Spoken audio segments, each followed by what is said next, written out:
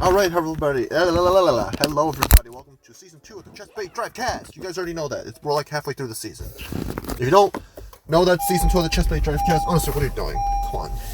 It's Season 2. You already know the deal. I'm buckling up my seatbelt. I'm driving to a location, so buckle your seatbelts and drive safely.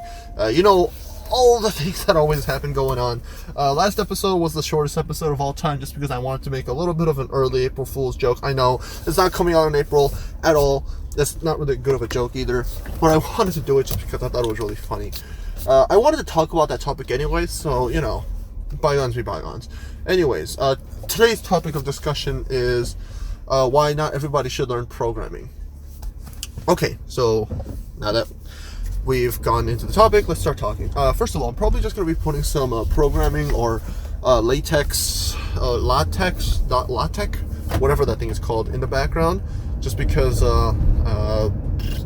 like, honestly, like, that fits with the theme of, that fits with the theme of today's topic. I'm going to try to start doing that more often. If I am doing that more often, kudos to me. If not, you know, I'm still getting in the hang of things. It's Season 2, you know. It's not going to be good as Season 1, but it's just going to be just as fun, you know. Small improvements. Come on, we got to make small improvements over time. Anyways, enough dilly-dallying. Come on. We're here to talk about kind of controversial topics and kind of controversial opinions. It's not a Chessbait Drivecast episode if I don't say that, is it? I mean, it could be. It could not be. Anyways, the point I wanted to make. Not everybody should learn programming. It's in the sheet of paper that I told everyone that I'm going to start using whenever I don't have a topic for today. And, well, would you look at that? I have the sheet of paper. And the reason I don't think people really shouldn't be learning it's not necessarily that people shouldn't learn programming. It's a wonderful skill. Like, I know a little bit of it. I'm still trying to improve on it. Like, I know still a slight bit of JavaScript. I can read Python, but I can't code Python. You know, it's one of those situations. And I'm pretty fluent in C. Y'all can make fun of me in the comments, all of you computer tech inclined people, but, you know, I have my reasons. Anyways, you know, C++ is always good. Python, we always said, is great. Those are the basic ones. I know there's other ones that I could get into. I don't really want to get into it. But the reason I think not everybody should be learning programming is that not everybody's going to get it. People, I don't know why, everybody on the internet and everybody, like, who's going into education, okay, not everybody, but there's so many people around the internet in the education space that keep saying programming is so important for the youth. Everybody should be learning how to programming because it's going to be such a vital skill in the future. Yes, it's going to be a vital skill in the future just as much as, I don't know, being good at medical terms is going to be a good skill. Yes, it's nice to know what the doctor is saying half the time when you say, you know, you got hyperbacteremia. Hyper meaning high, bacter meaning bacteria, and emia meaning presence in blood. There's a little reference to Chubby Emu right there, a little channel that I'd like to plug. But that's besides the point. Like, it's good to have those skills, and I specifically have those skills because I'm good at them. I'm a little more educationally inclined than others. Other people are going to be better at other things. Sports, they're going to be good at random trivia. You know, people are built to be better at different things. And, like, let's look at Stephen Hawking. You know, rest in peace. You know, he did fantastic things for the astrophysics community, yet the dude couldn't walk. I'm pretty sure he had ALS. Someone correct me in the comments if that's not true. But my point is, the dude couldn't move. He was in a wheelchair, and he still did more to the scientific community than most people that can walk. Did you see my point? I'm kind of going on a tangent, as I always do. But, like, my point is, not everybody should be learning programming because not everybody's going to be good at programming. The same way that not everybody should be, not everybody should be learning English because not everybody is going to be the best at English. Like, sure, it's always good to learn a new language, but it's not going to be, you know, a life or death situation. Like, nobody's going to be pulling a gun to your head and saying, okay, you need to learn this language as well as you can by this time. Like, come on. That's a little extreme, don't you think? I don't know, just in my opinion. Now, I think I've already reached my destination. I think, if I remember to, I'm going to continue talking about this opinion because I actually have a lot of things to say about it, not just programming. But, you know, I'll get back to you guys in a bit. Anyways, see you guys in like 3 seconds. Haha. Okay, never mind. I guess I do have a little bit more time. It's kind of funny seeing my old elementary school, like seeing that, oh, this is where I used to go to, like all the time. And not anymore. Like, I haven't been here in like half of my life. I feels kind of weird to think about, you know, like when you're in elementary school, you know, you're with a bunch of kids and you're kind of just not thinking about anything at all. And I don't know, I just feel kind of nostalgic for all this at the moment. Anyways, I should be talking about like people not everyone should be learning programming.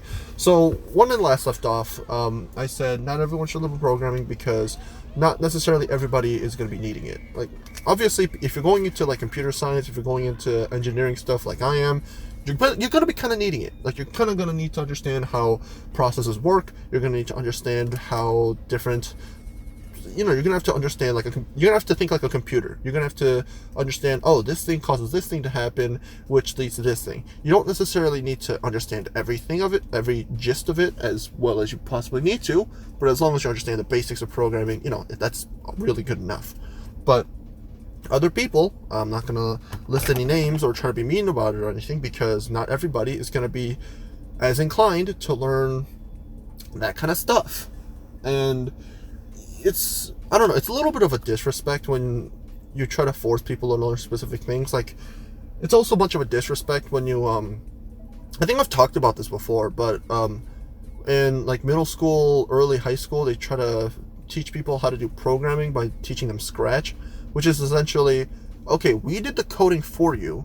Now you are gonna just change. You're just gonna take a bunch of these blocks, put them together, and like change some numbers here and there to make it, you know, that's the quote unquote coding part.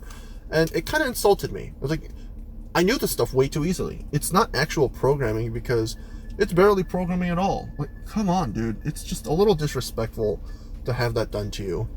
I don't know, in my opinion. And it's just kind of annoying that, I don't know, personally it's just a little annoying that when you have such a, not really a passion, I mean, heck, I only know one programming language fully, but you know, when you have a passion to learn something like this, and they kind of insult you by throwing the baby stuff, like, on one hand, we get it, we're trying to ease people into it, we're trying to see who's interested, who's not, but at the same time, like, you can't just give everybody that same opportunity. Okay, that sounds really weird coming out of context. You can't just give everybody the same, like, super babyish opportunity and expect everybody to be lured in. Like, let's be real here. If there's not any challenge within the things that you're learning, there's not as much of an incentive to really try as hard, if that makes any sense, because you're not really being as vigorous towards your academics, towards your sports or whatsoever. You know, people just kind of get burnt out over doing the easy stuff over and over again. Wow, why am I going into this side tangent? I just kind of spoke out of my mind. But my point is, like, not everybody's going to be like the best at programming. Not everybody is going to be the best at math or science or reading. I'm not the best at reading. It was always my weakest subject, but I managed to scrape by. And, like, personally, if I'm able to scrape by but be great in another subject, I don't know. Like, I feel like I should really focus on math, what I'm good at. Not math, programming, or computer science and whatnot, you know. If I'm good at this stuff, why shouldn't I be striving to do better at that instead of needing to try so hard in the basic subjects just to do better in those? Also, I'm wondering why the heck isn't... I'm waiting for my brother to be finished with soccer practice. I don't know if I'm allowed to say that, because that's gonna give away my identity and such. Yeah, I'm just gonna guess that they're not done yet. Anyways, I don't know. Like, personally, like, programming is a passion of mine. I never make myself learn any of it, just because, you know, as an engineering major, you know that you're gonna be lazy. Seriously, have you seen engineering majors? I've never seen more lazy people before. Like, even business people party all the time, but that's because they have no work to do. Anyways, I don't know. Like, it's just insulting when people throw you the babyish stuff and expect you to, like, really appreciate programming. Like, if you wanted to show a student why, I don't know, like, I'm just going to use astrophysics as an example just because I have a bunch of astrophysics friends. You know, like, you want to be like Neil deGrasse Tyson. Sure, he's cringy a lot of the time, and he's a bit of a hypocrite, but he's also very passionate about what he does. And some of the stuff that he does is genuinely exciting. Like, he talks about, sure, he rambles on a little too long about certain topics, like I do a lot of the time. I mean, this Drivecast episode is a good example of that. But he's willing to articulate why he enjoys what he does so much. Like, I remember there was an episode where an elementary school kid talked about two black holes colliding, and Neil deGrasse Tyson went on like a whole story about, he has a friend that apparently is studying this stuff, and they're theoretically finding out that they cause gravity waves that can make you time travel backwards. Like, we talked about time traveling forward before, if you're able to travel near the speed of light and such, and that's cool and all, but traveling back, like, it was proven to be science fiction. It was supposed to be impossible to do, and thanks to science, we're slowly finding out ways to make it kind of possible. It's kind of bizarre to think about, but it's really cool that stuff like that could happen. Jeez. My point is, not everybody should learn programming. If you learn it, it's cool. If you're not so good at it, like, honestly, just find something else that you're good at and focus on that, because there's going to be people that are going to be good at programming. There's going to be people who aren't, and that's fine. Like, if you just find something that you're good at, that's really all that matters. I mean, heck, by the time this comes out, I'm pretty sure this is either going to be outdated or just kind of weird to talk about, but Naomi the Kart. I find it kind of ironic that, it's not ironic, it's more just funny, the fact that I said, oh, it's going to be kind of awkward to talk about a Carter and bring up Naomi. I'm not going to say anything more than that. I'm not going to try to stir anything up. That's what the comment section is for, let's be real here. But that's what happens when I record and edit these far in advance. Stuff like this happens. I mean, the point that I wanted to make in the video still stands. So, back to the video. Most of you guys are coming from the Mario Kart community anyways.